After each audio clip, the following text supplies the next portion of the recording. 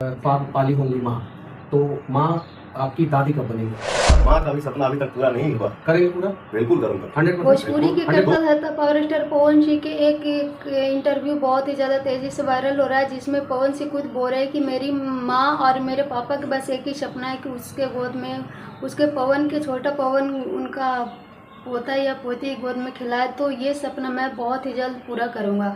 तो आपको क्या लगता है, क्या सच में विधानसभा चुनाव के बाद ज्योतिष और पवन सिंह दोनों एक हो जाएंगे? क्योंकि अभी तलाक के मामले तो पूरे 1 साल से एकदम बंद हो गया और दोनों कोर्ट भी नहीं जा रहे हैं। सबको लग रहा है कि तलाक बिल्कुल भी नहीं होगा। ये अब इंटरव्यू आया पवन सिंह के कि अब बहुत ही जल्द मेरी माँ और पापा के सपना पूरा होगा। पापा तो अब इस दुनिया में रही नहीं, लेकिन अब मेरी मम्मी है तो उनके गोद में उनका पोता या पोती जरूर खिलाएंगे।